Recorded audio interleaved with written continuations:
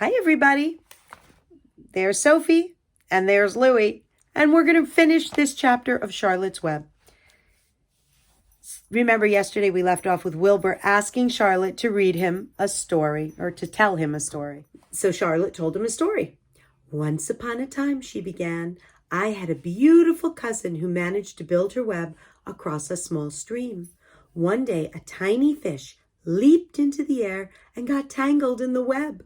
My cousin was very much surprised, of course. The fish was thrashing wildly. My cousin hardly dare tackle it. Here's a picture of the fish caught in Charlotte's cousin's web.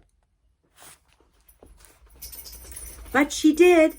She swooped down and threw great masses of wrapping material around the fish and fought bravely to capture it.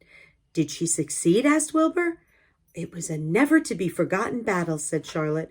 There was the fish, caught only by one fin, and its tail wildly thrashing and shining in the sun.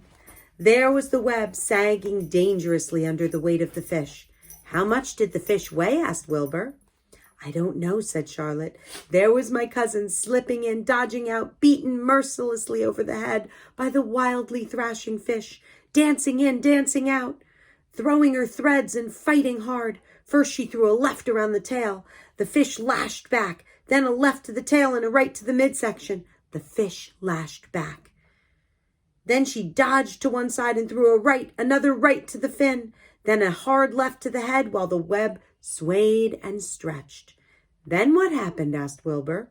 Nothing, said Charlotte. The fish lost the fight. My cousin wrapped it up so tight that it couldn't budge.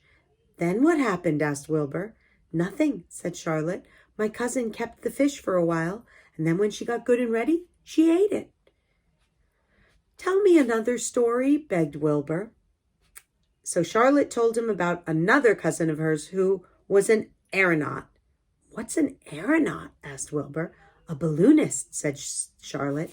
My cousin used to stand on her head and let out enough thread to form a balloon. Then she'd let go and be lifted into the air and carried upward by a warm wind. Is that true? Asked Wilbur. Or are you just making it up? It's true, replied Charlotte. I have some very remarkable cousins. And now, Wilbur, it's time you went to sleep. Sing something, begged Wilbur, closing his eyes. So Charlotte sang a lullaby, while crickets chirped in the grass and the barn grew dark. This was the song she sang. Sleep, sleep, my love, my only, deep, deep in the dung and the dark. Be not afraid and be not lonely. This is the hour when frogs and thrushes praise the world from the woods and the rushes. Rest from care, my one and only, deep in the dung and the dark. But Wilbur was already asleep. When the song ended, Fern got up and went home. The next chapter is called Dr. Dorian. Have a wonderful weekend.